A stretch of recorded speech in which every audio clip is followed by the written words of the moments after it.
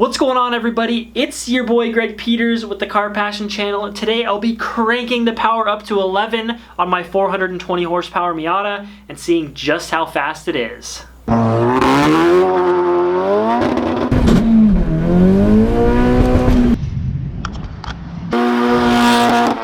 it's really hard on the clutch.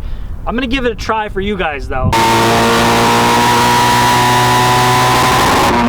Now, for those of you that are into this kind of thing, you are in luck because this is just the first video in a series that will be all about measuring the performance of the Miata in various ways. Today I'll be doing two very popular performance measurements from around the world. The first one being a good old hometown drag strip Mount Bartle Skeet 0 to 60 mile an hour.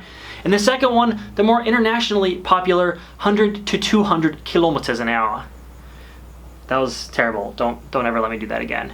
These two unique tests demonstrate very different aspects of performance. The 0 to 60 is all about traction. You can make all the horsepower in the world, but if you can't put it to the ground, it doesn't matter when it comes to getting off the line. The 100 to 200K is all about that raw horsepower. There's really not much driver skill, way less in the form of traction issues. It's all about how fast the car is. And that makes it kind of a cool metric to compare to other cars because it really takes the driver skill out of it. You're just comparing how fast two cars are next to each other. And I'll also be performing both of these tests on E85 and 91 Octane to see how the power level affects them. Now later on in the series, I'll be doing things like taking the Miata to the drag strip, racing other cars, taking it to local tracks for some lap times to see if, you know, after all this high horsepower nonsense, if I still know how to use the steering wheel. And some videos after various performance upgrades like sticky tires, changes in gearing, and maybe eventually more horsepower. Now, keeping track of all this data over multiple videos might get a little tricky. But your boy's got you covered with not only a place where you can find a collection of all this information, but somewhere where you can compete with me and each other on my website, and I'm calling it the Global Hairdresser Flex Off. But Craig, our Miatas aren't as fast as yours. Fear not, my dudes, because the Global Hairdresser Flex Off has room for all types of Miatas. Fastest 1.6, fastest stock block, fastest supercharged, fastest naturally aspirated, even fastest non-Miata. So we can find out once and for all which one of my subscribers has the quickest car. Now, I know you guys are getting antsy by now and you want to hurry up and get into the Miata and go for some rips, but one last thing which is very important for this entire series. I want to show you guys the technology that I'll be using to accurately capture this data. Meet the Dragy. No, this is not sponsored, but by the end of this video, if you decide that you do want a Dragy and you use the Amazon link in my description, it does throw a couple bucks towards the channel, which helps me make awesome videos like these. Now, a lot of you guys have probably heard of the V-Box products from Race Logic, credited with being super accurate GPS measurement tools, even used by major magazines to post official acceleration and lap times. And as much of a statistics addict as I am, I just cannot justify shelling out the price for these things. They range anywhere from $500 to several $1,000s. But in my search, I found the Dragy and I was very intrigued. Now, I know you're skeptical. How could a $149 little black box possibly compete with these $500+ GPS units? Now, those more expensive GPS units have a lot of tasks to perform. They collect the data, they store it, they have to display it on little screens, they have buttons to select different modes. The Dragy's only job is to collect the data and send it right to that thing in your pocket that we all use to take selfies with, your smartphone. But Craig, instead of buying a stupid little black box, why don't you use one of those phone apps that measures performance? It's free. Well, there's one major problem with that. You see, most phones are limited to a GPS refresh rate of 1 Hertz. That means the GPS data refreshes 1 time per second.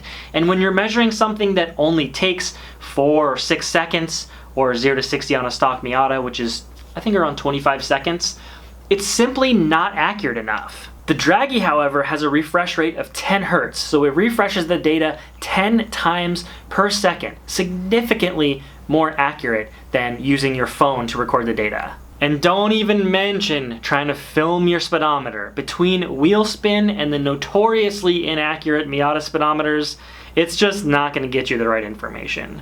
So even though there are some videos online right now that show you just how accurate these things are, in a video later in the series I will be comparing this to a much more expensive race logic unit as well as to actual time slips. So if you want to pick one of these up, don't forget Amazon link in the description, helps out the channel. Let's go jump in the Miata and do some rips. Alright guys, so it is bright and sunny today, perfect conditions for some pulls. We are out here in an undisclosed location to do some rips in the Miata, but first I want to address something real quick. There's a lot of YouTubers on the platform right now using terminology like, oh, we out here in Mexico doing pulls. Let me tell you something. You're in Colorado doing pulls, I know you are. You see this over here? Over that red fence right there, that is actually Mexico. We out here, boys. So the first test of the day will be the 0 to 60. A bunch of people are dying to know how fast the car does 0 to 60. I'm gonna get to the pulls first and I'll come up with my ricer excuses later. Let's get to it. All right, so I got my garage here. We got the turbo Miata. We're going to be in standard, not metric for this test. You can, flip it to metric if you care to do so. And then all I care about right now is mostly 0 to 60.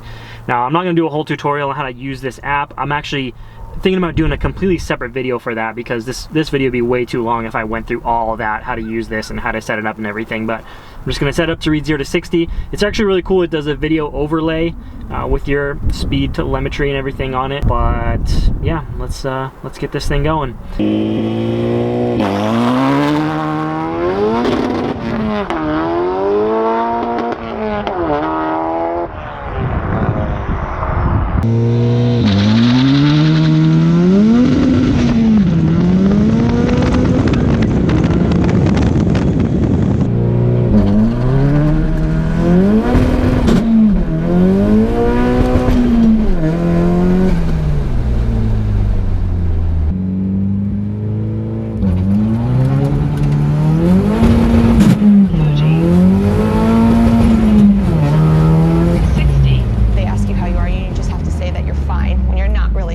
So as you guys saw from the Dragy telemetry, that was a 6-second flat 0 to 60.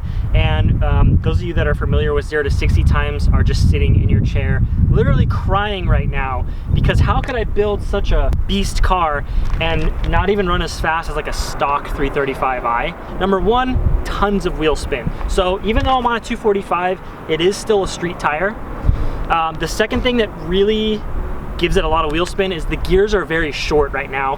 You could tell that I was having to go into third just to get to 60 because it only does about 55 miles per hour in second. So it's like you get it into third and you're doing 60 like before the turbo even spools up. But having to shift twice in a 0 to 60 really adds to that time. So I'm gonna try to lay down a little bit quicker run right now, see what I can do, but I wanted to do this baseline with the car as is, so when I make various changes to the gearing or the tire setup, I can take it out again and show you just how fast it is. Now, I will say also that my old 1.6 build did 0 to 60 in 4.8 seconds, so way faster than this thing, just because it was geared better, had stickier tires, blah, blah, blah.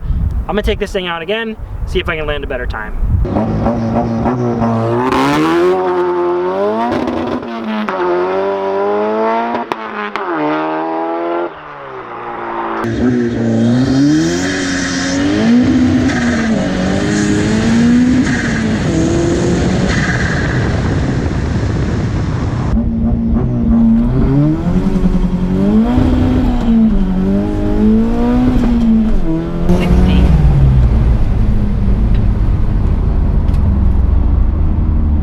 At least we're in the 5s now, okay? It's a tiny bit more respectable. Now I know some of you guys are probably thinking at home, if you're spinning first gear and you're spinning second gear, why don't you just try to launch in second gear? That's a good strategy sometimes, but launching in that gear, it's very, very tall, hard to get off the line. It's possible, but it's really hard on the clutch. I'm gonna give it a try for you guys though.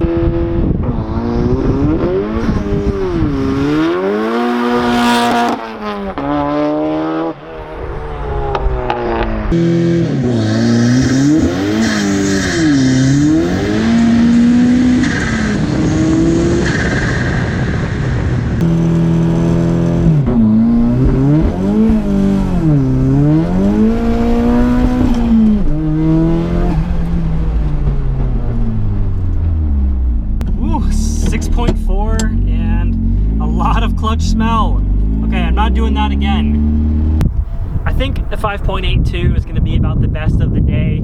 The car just won't hook up any better than that, and it's pretty useless to try this test on E85 because it already spins all the way to 60 with 91 octane. It's just going to be 10 times worse if I up the power. But the next test, every horsepower counts. That is the 100 to 200 kilometers per hour. I'm going to take this thing out on some more undisclosed roads and see what she's really got. All right, ladies and gentlemen, we are out here on another closed race course. We're actually on the moon this time. This is the 100 to 200 kilometer acceleration test. So where the heck did I get these numbers from? Well, the 100 to 200 kilometers an hour is the same as 62 to 124 miles per hour. And that's basically a third to fourth gear pull in the Miata. And the 100 to 200, especially overseas in like Europe and stuff like that, is a super popular measure of performance. There's a Facebook page dedicated just to this pull with over 30,000 members. So it's a kind of a big deal. And how quickly your car can accelerate from one speed to another with like a rolling start is really a much better depiction of how fast it is compared to a dyno run. A dyno is just a computer reading how fast your tires can spin a big drum, and it's like, your car makes about this much power.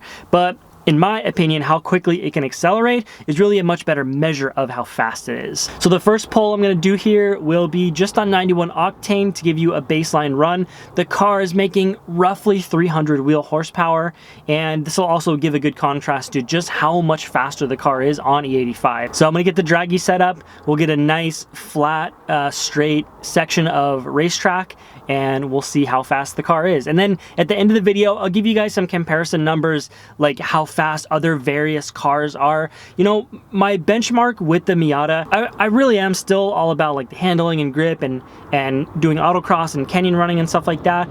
But of course, building a Miata with so much power, people want to know how fast it is, and I want it to be as fast as possible still. So at the end of the video, I'll give you guys some numbers on what other factory cars run, because I've always been about like, okay, what factory cars can the Miata keep up with? Like, can it keep up with a Hellcat? Can it keep up with the new 760 horsepower GT500? And all of the data, both, you know, 0 to 60 and quarter mile and all that stuff, that data is all available online for factory cars. So it's kind of cool to do these polls and compare your car to see where you stand amongst these monsters. Without further ado, let's get this thing out there.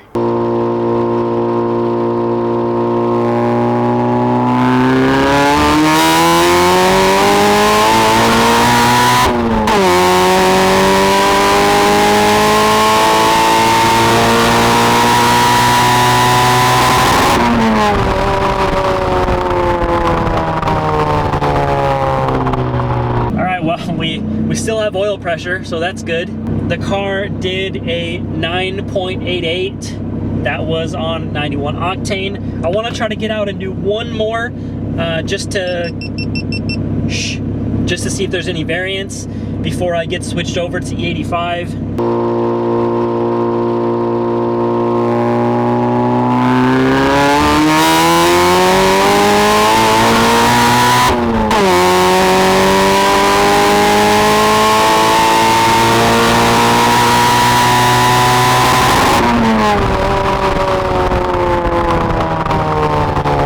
That run was a 10.10, and I just realized that the headlights were up on that run, so that could be the difference right there, just in 0.2 of a second. The aerodynamic difference at those speeds of just the headlights being up or down can make a change. So obviously when I get on E85, I want to have those headlights down, so I think I'll take it home for the night, fill it up with the 85 for tomorrow, take it back out and see what she does. Alright, I am going to work right now. It is the next morning, but I want to make sure that this thing is fully prepped for the speed run later.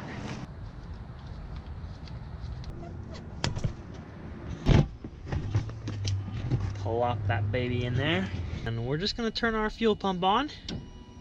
Go ahead and pump all that fuel out. Goodbye 91 octane. It was nice to know ya. Put in what I got here, which is about a gallon left of E85. And this will be enough to get me to the 85 station. It is only at 54%, but remember that's only off of putting 1 gallon in there. So if I fill it up or do a half tank, it should be very close to 85, or at least around 80% ethanol. For those of you that are not familiar with flex fuel, basically the ECU has 2 different fuel maps, 2 different ignition timing maps, and 2 different boost maps. And the flex fuel sensor tells the ECU what percentage of ethanol is in the tank, and it blends accordingly between those 2 maps. So if I only have 50% ethanol in there, it's only gonna land somewhere in between 300 and 420 horsepower. It might make like 340, 350, something like that. But when I get to 80 to 85% ethanol, that's when everything is cranked all the way up and the car is making its full 420 horsepower. All right, I've been trying to film this video for like 3 weeks. It's either raining or I'm working when it's daylight or something. So now I've got a gallon of E85 in the tank, and I hope to God that's enough to where it's not going to fuel starve on the way to the E85 station, but we're going to give it a try. Throw a few gallons of E85 in, and then give it the real rip.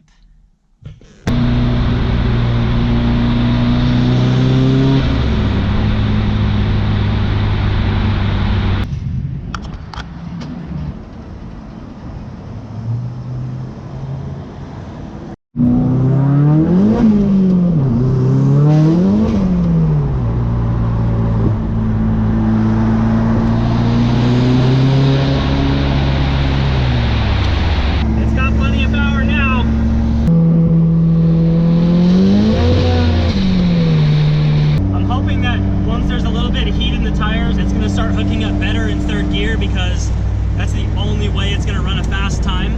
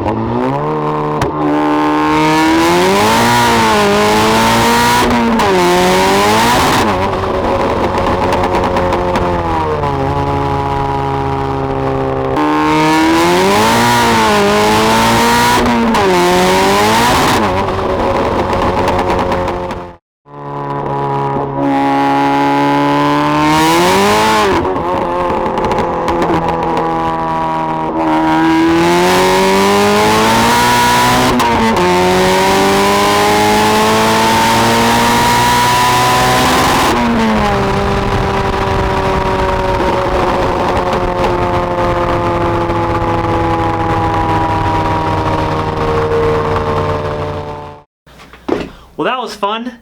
So aside from a couple minor issues like the occasional clutch slip, which will be fixed very soon, and a little bit of limited traction right at the beginning of the run, which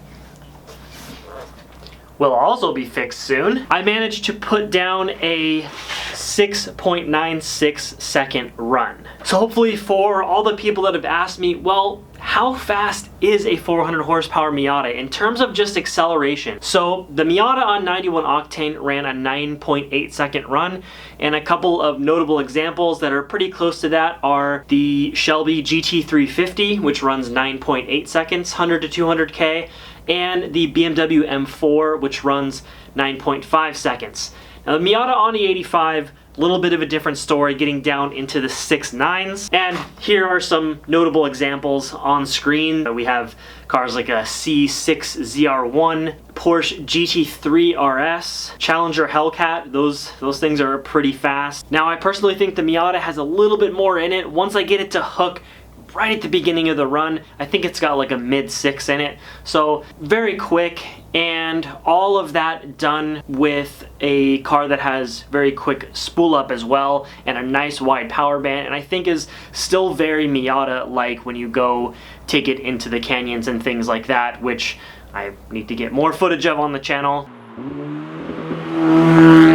But this video here was all about acceleration, and if you want to see all the specs for the Miata as I continue to do even more runs like this, and even submit your own runs to me if you happen to pick up a Dragy yourself, link in the description. Head over to thecarpassionchannel.com/power times, and that's a page that will be continuously updated as I do, more runs with my car and as I get anyone submitting their runs to me. Now, of course, always obey your local speed laws and be safe, and all of this type of testing really should be done on a racetrack.